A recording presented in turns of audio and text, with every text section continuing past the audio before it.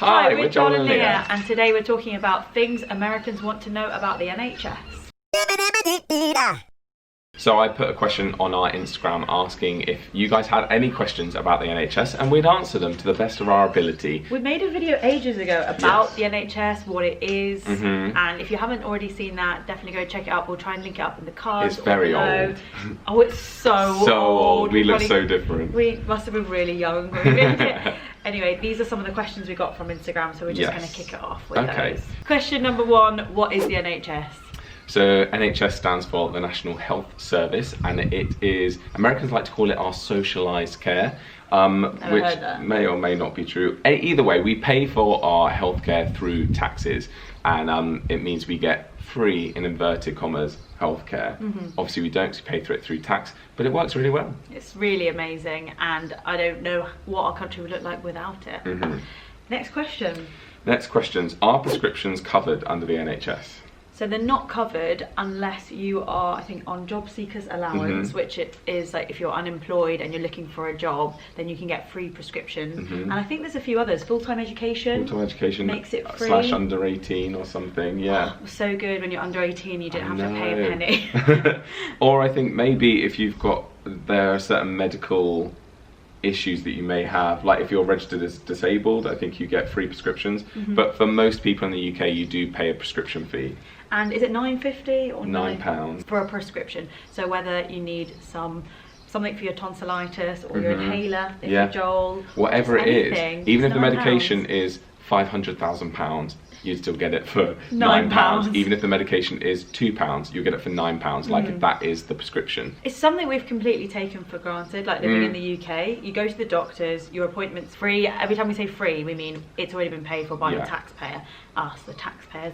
But it's free at the point of use, isn't it? Yeah, so you book your appointment, you turn up, you get seen, then you get given your prescription, you go across the road to the pharmacy and you pay £9 and you get your medicine. Yeah. So that's pretty good. It is good. The next one is, do you get to choose your own physician? So I think by physician they mean GP. Doctor or GP.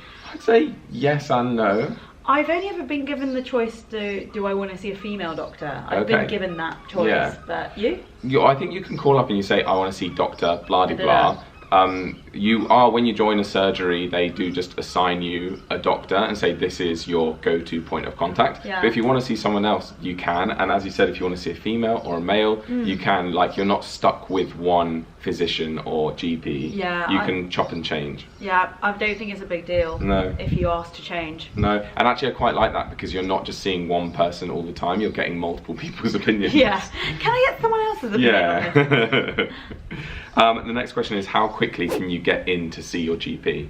I think it depends on where you live. It does. So when I was in London, to get in at the Hampstead practice, it was quite a long, like you had to wait quite a long time. I think it's because it's like zone 2 of London. There's how much is quite long? I might have to wait like a week and a half, 2 weeks. Oh wow. Yeah, for an appointment, which is quite a long time. Unless it was urgent, unless you say on the phone, this is urgent, I need to be seen today, you can get seen. Whereas down in Chichester where I live now, I can just get seen usually the next day. Yeah, it does depend because my one, they have a certain amount of slots every single day for the same day. So if I call up at 8 AM, they'll say, yep, it doesn't have to be an emergency, and they'll say, yeah, come in today at 3 PM or whatever it is. That's good. So I think it really does depend on the surgery, but yeah, I would say it can be a few days if it's a really busy surgery, but yeah. Just, location. Really is. This person says, nothing, as in no questions. I've lived in Wales for 6 years and love the NHS. It's better than the US. Well, it's just a different system, and different. We are so lucky to have it because imagine having to pay $350 for an inhaler. Yeah, we worked this out. Leah said it's $350 for me to have my inhaler for my asthma. Yeah. I pay £9 for that. Yeah. I mean, there's a really good video online, and there's a guy going around London, and he's asking people he's just asking people on the street, how much do you think it costs to give birth in the US? And then he's saying the price to the people, and they just can't believe it. They're like, what? Could cost $10,000 up to this, up to that, and it's just crazy. It's beyond belief. We can't imagine that. Yeah, it is mental. Yeah. But I'm pretty sure one day America will get a healthcare system like this. I'm sure it's heading in that direction because healthcare is a basic human right. It's not a luxury. Yeah, that's what that's what we know it as. Yeah. Not a luxury. It shouldn't be a luxury. No. So the next question is there anything that is not covered or have to pay out of pocket? There's some things like when you go to the dentist, you can choose to go to like an NHS dentist or a private dentist. Yeah. That's a bit different because when you go to the dentist on the NHS, you have to pay a certain amount of money for like clean and polish, but it's still subsidised. It's subsidised, but it's not £9 per treatment. So like even when I've had root canal on the NHS, it still costs hundreds of pounds. Yeah. Which is a lot less than what I imagine it would be in the US. Probably or thousands. privately. Yeah. But that's the thing about the UK with dentists and doctors. You can go private or you can use the NHS. Yeah. No one's forcing you to use the NHS. If you have the money to spare, you can pay for private healthcare. Yeah. You pay for something similar, don't you? Yes, I have like a payment plan and I pay £40 per month, and out of my £40 per month I get loads of things like unlimited GP, like video appointments, physiotherapy appointments, unlimited. I get money back if I pay for anything. So if I go and see my physiotherapist and it costs £150, then that gets paid back. So I get like a certain amount of cash back for all of the money I spend on treatments. So optical, I think even like, you know, chiropractic, all that stuff. Like there's a list of what's covered and how much cash back I can get from it. And that's not to do with the NHS. No, that's something separate. Yeah, it's just something, it is a luxury that I choose to pay for, because that then, I think in a way it frees up the NHS for people that really need it, and I'm in a position where I can pay for this. So I think that's good. I've only just started this year and I really like it, but there's definitely still like things on the NHS that I would use. Another thing that's not covered is cosmetic procedures. So if you want to get anything like plastic surgery, cosmetic surgery, the only time they'll do that is maybe if you've had an accident, if it's really affecting your mental health, like if you've got like a burn on your arm or something that they need to do some cosmetic surgery. But if you want your teeth straightening or whitening, if you want a nose job, if you want like Botox, if you want whatever it is, it's not covered. Yeah, you can't just go to the NHS for any cosmetic procedure that you just want to improve your life. No. Unless, like you say, unless it's really affecting your mental health and you can prove that. Like, there's been some, I remember newspapers covering it. I don't know why. Here, like, I can see this in my mind, like, boob job covered on the NHS. The media seem to love, like, covering things like what we think is cosmetic, but on the NHS. Yeah. I remember seeing that. There's been a few times, but they will get around it because they will go into the GP and say, if this is really, my boobs are really affecting my mental health, like I'm going to commit suicide if I can't get a boob job. And if there's a GP that is just like an idiot, they'll sign it off and send them off, and like so maybe occasionally it can happen, but very, very rarely, like hardly ever. Yeah, I don't know enough about it. And I feel like most Brits want to protect the NHS, so most Brits, even if someone wanted a boob job to go, they would go, no, it's not fair, because like we need to protect the NHS. This one's interesting. Does the NHS dictate whether or not a patient can have treatments for life-threatening illnesses? No. Like everyone's treated equally. Yeah. So then, like, of course, there was a waiting list for everything. Like, and they will prioritise certain people over others. I feel like I have heard, for example, that if there is a smoker and a non-smoker both on the list for a lung transplant, they're going to prioritise the non-smoker. I've heard that too. If two people have the same issue, but one of them's like in their 70s and one of them's in their 20s, I think they might prioritise, from what I've heard, the younger person, because they've got like the rest of their life. Yeah. So. Yeah, so we don't know enough about it, I suppose, to give a definite answer. But in general, no, everyone's treated equally, and you may have to join a waiting list. But again, if it's urgent and you have the money, you can pay to go privately. This is just reiterating a point. Does it cover everything? About how much would you have to pay if you had to get a new liver? You'd pay zero to get a new liver. I was like, I don't know the cost, but the cost is zero. The cost is zero, because we pay through our taxes, which as well, maybe we should find some figures about how much tax you pay, but it's maybe Americans are thinking like, oh my gosh, but you must pay so much tax. I don't think we do. I think we pay like, because everyone pays like a tiny amount, it amounts to a lot of money. Yeah, and like if you go on your tax bill online, say if you're someone who's self-employed, you can see the breakdown of how much you gave. So just say you paid £10,000 that year in tax. It shows you how much of that goes towards NHS, how much of it goes towards keeping the streets lit, how much of it goes towards like the garbage being the trash taken out, and so on. So it's just really interesting to see that breakdown. I think it's the same thing with the royal family, where Americans kick off being like, oh, you pay so much tax to the royal family, and it works out like 60p a year each you pay for the royal family. Yeah, I know. I don't have a problem with it, but I know there's people out there that do. Is national healthcare quality really as bad as people say? Long waits, poor quality, etc. I mean, we can only talk from our experience. Yeah. If we're talking about, say, dental treatment, I've done both NHS and I've also done some treatments privately. If I just compare one treatment that I've had, the same treatment from both, so I had a white filling on the NHS. I think it cost me about £90 and it doesn't look great, but then on the same tooth on the other side of the bottom, what are these called, molars, I had the same filling done on the other side, but I did it privately and it's so good. It cost a lot more. I think it was I think I paid £300 for it, and they've made the filling to like look like the shape of the tooth, so you can't even tell it's a filling, whereas on that side they literally just like slapped a bit of white like filling in and there's no shape to it and it's very obviously a filling. So that's just like my experience with a dental treatment on both the NHS and privately. And also I feel like privately you just get a little bit more like, you know, nicer treatment, like nicer building. You're paying, so you know.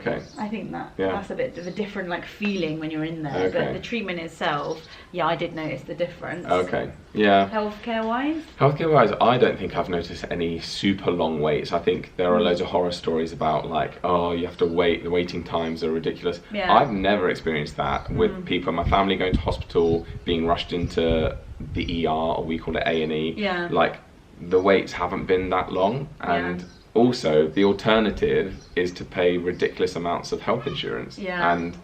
And also, can I just say that the reason for the long waits is not the NHS, it's the people abusing the system. So for instance, it's the people that turn up with a cough, like, I've got a cough. Like my really close friend is a nurse and she said it's crazy when COVID hit how many people are not sitting in A&E on a Friday night because they don't want to go to work on Monday and like waiting there to get a sick note or just waiting there to get diagnosed with something. And I just thought it was hilarious because no one's turning up to hospital anymore. They don't want to be in like COVID land. So the A&E halls were just free. There was no like overcrowding, no long waits. Which is interesting because it proves that so many people in the UK were taking the out of the system. Which sadly is going to happen. It happens. If you give people something for free, some people will abuse it. Well, this question triggered me because I think it triggers all Brits because it's just like a classic American thing to say. Why do you give up so much of your freedom for socialised medicine? I don't get like what freedom are we giving up? Like nothing. That's the funny thing. We haven't given up any freedom for socialised medicine, but there are certain Americans that get in their head that like socialised medicine is bad and you give up all your freedom, and I'm like, we're completely free. I don't know what you're on about. I don't understand. Sorry. It's so weird. It's really weird. I don't get it. Me neither. Another person, how do you prove to them that you are covered by the NHS? You don't. Everyone is covered by the NHS. Every British citizen is covered by the NHS. There's no proof. No proof needed. Maybe just your national insurance number? Is that a thing? No, you don't prove anything. You just turn up. Turn up. When you're registering at a doctor's surgery, you do have to give your home address and proof of your ID. Yes, you'll be on the system. And then if you're not on the system, you can't be covered. If you're a tourist, you can't just use the NHS. Well, you can use it, but you have to then pay for it. Oh, do you? What do you have to pay? Just like a bill at the end? Yeah, quite a big bill as well. It's not like subsidised. Oh, wow. So if you go to A&E as a tourist, wow, I didn't know that.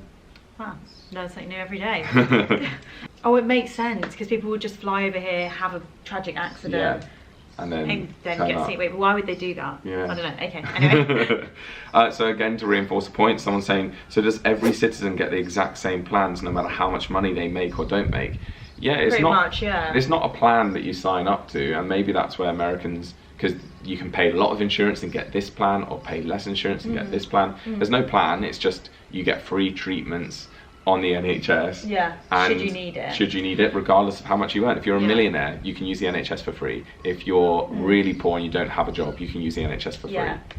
And like, to be fair, maybe I shouldn't have mentioned that like separate plan that I pay for, which is more of like a cashback scheme than an it's just insurance a private thing. company, It's isn't just it? yeah, it's just a private company, and there's some of their things I really will save money on, because the amount of money I spend on things like physio and mostly physio, so I get a cash back for that, and I worked out how much my yearly cost of what I pay for it would be without this scheme. So that's a thing that I do on my own. It's nothing to do with the NHS. If I was just using the NHS, I wouldn't be able to like perhaps get the physio when I needed it. You'd have to like go to a GP, get on a wait list to be seen for something like, you know what I mean, like I've got back pain or I've got a problem with my knee. I'd be so low down the list. Who knows how long I'd have to wait for that physio. So that's why I choose to do that. Definitely, and that was just to prove that there are other options available, because I think some Americans think that it's just the NHS and that's it, and it's like, no, if you want to go private, you can. If you want a private plan that you've got, like, you can do that. Like, there are options. Someone says, how much does a hospital stay cost? My grandma just got a $15,000 bill for 3 days. That's $5,000 a day. Zero. Hospital stays are zero. Yeah. Like my brother, when he was in intensive care for like 3 months, and then he was in rehab for like 3 months, I think we worked out they would have cost millions to keep my brother there, and we paid zero. So it's crazy. It's crazy. It doesn't cost anything to give birth. It doesn't cost. Does it cost anything to give birth? No. Nothing. No. Are all the services really free? Yes. Well, free, as we've said, as in we pay our you taxes. don't pay anything for it. When you go to use it, you're not greeted with a bill after your care. We pay through it in our tax. It just goes out of your account automatically with all the other tax. And you're just like, you don't notice it. There was one on here saying, how much does the average nurse earn? This NHS pay table has 9 bands: band 1, band 2, band 3. Band 1 starts at £18,000 and band 9 finishes at £104,000. So it really varies on your experience, on your qualifications and things like that. But the minimum amount of money you would earn as an NHS nurse with no experience is £18,000. So there you go. So that's all the questions we're going to answer today. We hope you enjoyed this video. If you've got any more, do send them in. Maybe we'll do a part 2. Yeah, we've got plenty more questions to get through, but we've realised we've been talking for 20 minutes. We could go on and on. And just to answer everyone's future questions, yes, it really is free. We hope you enjoyed the video. Don't forget to like, subscribe, switch notifications on so you get a little pop-up on your phone every time we upload. Yep, we've got 2 other channels too. The Lia channel. Lia Hadsaka's channel. The Food channel. Check that out. And we'll see you in the next one. Bye. Bye.